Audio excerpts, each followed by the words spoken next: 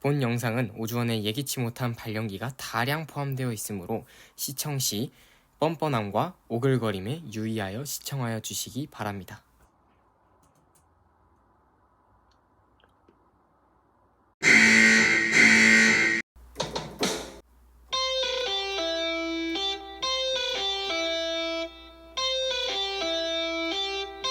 진짜 맛있어.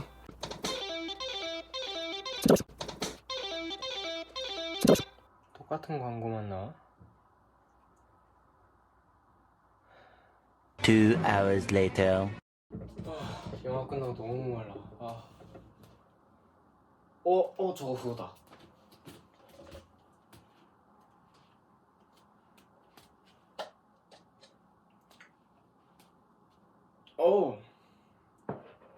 맛있네. 안녕하세요, 오주원입니다. 오늘은 엘리트들의 조작과 그 조작이 우리에게 어떠한 영향을 끼치고 있는지, 그 조작의 방법은 무엇인지에 대해서 살펴보도록 하겠습니다. 우리가 이제 엘리트주의를 다루게 됐는데, 이 엘리트주의를 생각할 때 우리가 전에 살펴봤던 스탈린이나 히틀러, 그러한 엘리트주의를 생각하면 안 되고, 여기서 다룰 엘리트주의는 조작적인 권위주의 정부를 다룰 것임을 시작하기 전에 먼저 말씀을 드리려고 합니다. 이 조작적인 권위주의 정부는 사회를 조작하는 그러한 양상을 띈다 라는 말씀을 드리면 될 것 같고요. 이제 시작을 해보도록 하겠습니다. 첫 번째로 결정론자에 대해서 먼저 알고 가려고 하는데, 이 결정론자들은 사람의 모든 것이 주위 환경과 주위 상황에 의해서 조건화되고 조작되어진다 라고 주장을 합니다. 그렇게 해서 사람이 기계로 변하게 되고 더 이상 인간성을 상실해서 사람이 아닌 모습으로 나타나게 되는 것이죠. 이것은 뭐라고 말 안 해도 느낌이 딱 오겠지만 반기독교적인 그러한 주장입니다. 왜냐하면 이 기독교의 입장은 조건화로는 사람을 설명할 수 없다라는 입장인데, 이 조건화를 시키고 그 조작을 시킴으로써 인간의 모든 상황과 그 환경을 설명할 수 있다라고 돼버리니까 반기독교적인 그러한 주장이 돼버리는 것이죠. 이것은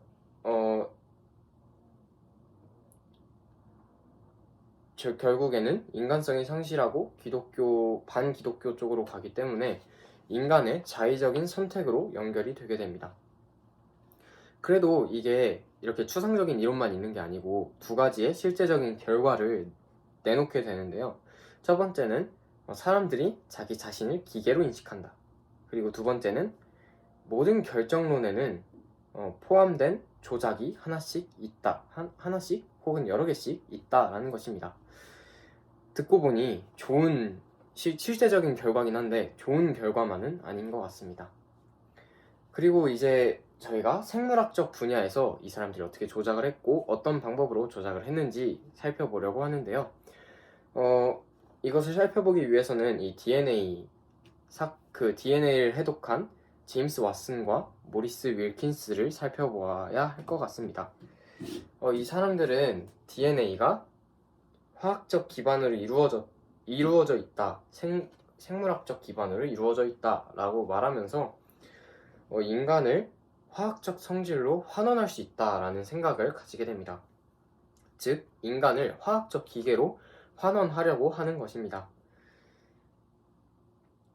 그렇게 해야만 인간이 통제되고 인간이 조작되기 때문인 것이죠. 이 생물학적 문제는 유전 문제에서도 또 나타나게 되는데, 이 유전 문제에서는 이 우연인가 혹은 선택인가의 문제가 나타납니다.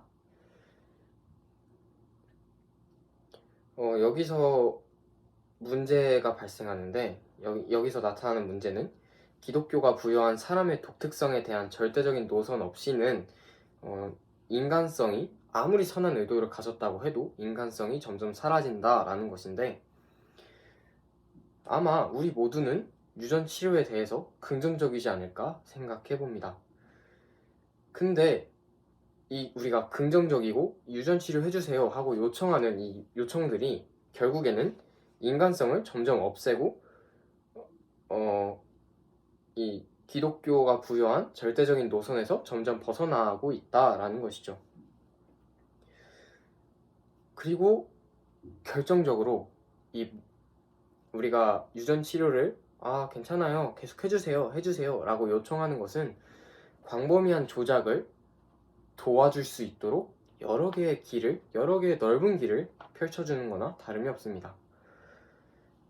이 생물학적 분야에서의 조작을 한마디로 표현을 하자면 인간을 비인격적이고 시간과 우연히 만들어낸 존재, 시간과 우연히 만들어낸 산물로 아예 바꿔버린다라는 것이죠.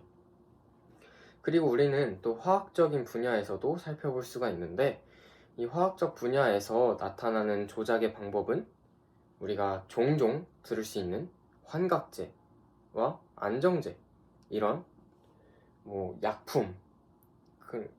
약품에 의존해서 조작하려는 그러한 것들이 있고, 또 우리의 두뇌와 심리를 조작하여서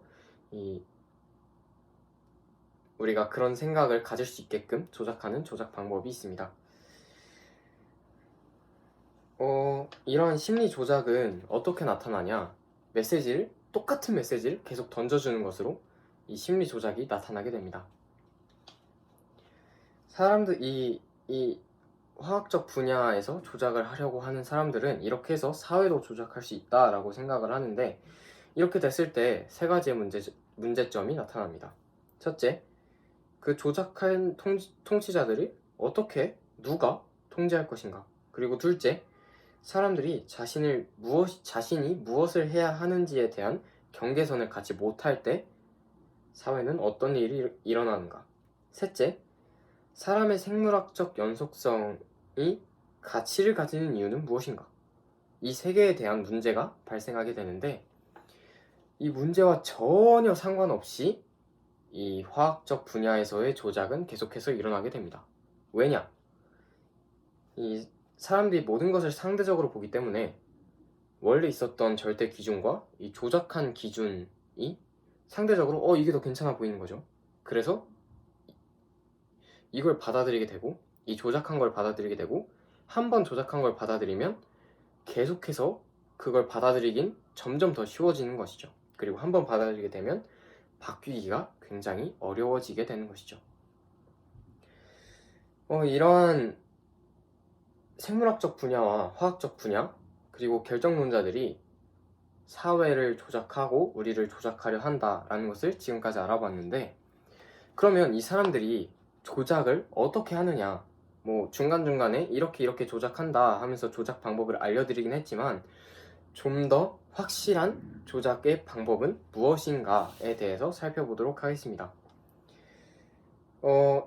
이 사람들한테 자의적인 절대 기준을, 너가 원하는 대로 너의 절대 기준을 만들어서 판단을 해라 라는 그런 한 말들을 엘리트주의가 전달해 준다면, 이 의견을 옮기는 것은 대중매체입니다.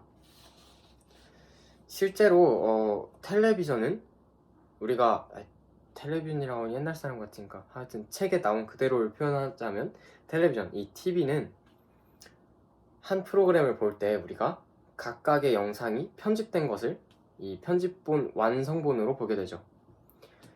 하지만 우리는 그것이 편집된 것인지 알지 못하고 이렇게 연결된 상황인가 보다 라면서 생각하고 보게 되죠.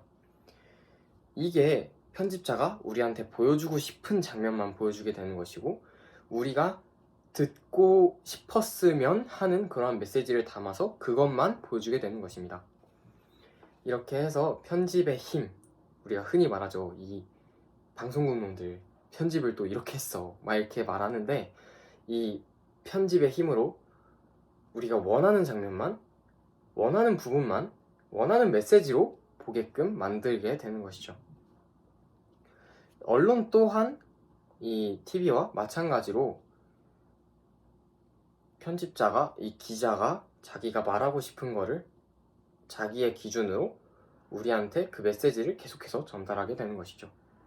또 컴퓨터도 조작하기에는 굉장히 넓은 가능성을 가지고 있다는 것을 우리가 알고 있습니다. 이 모든 대중매체가 선한 의도로도 사용될 수 있고 악한 의도로도 사용될 수 있지만 조작에 있어서는 대부분 악한 의도로 사용된다라는 것이죠. 근데 이런 통제와 조작에도 범위가 있고 한계가 있습니다. 조작에 권위주의 정보가 나타나고 만약에 이것이 참된 권력의 자리에서 벗어나게 된다면 무제한적인 힘의 수단밖에 되지 않습니다. 기독교가 힘을 잃은 만큼 그 자리를 조작적 권위주의가 메꾸려고 할 것입니다. 결론적으로 우리는 성경 안에서 광범위한 자유를 얻게 됩니다. 하지만 이 자유가 성경적인 틀을 벗어났을 때 우리는 혼돈과 파괴의 힘을 갖게 되고 이 자유가 혼돈과 파괴로 변하게 되는 것이죠. 사람들은 이런 혼돈과 파괴 속에서 질서를 또 갈망하게 됩니다. 이것은 로마가 그러했던 것처럼 우리는 혼돈과 파괴 속에서 질서를 갈망하게 되는 것이죠. 그렇게 저번 주에 이어서 우리는 로마와 똑같은 길을 가게 되는 것입니다. 경청해 주셔서 감사합니다.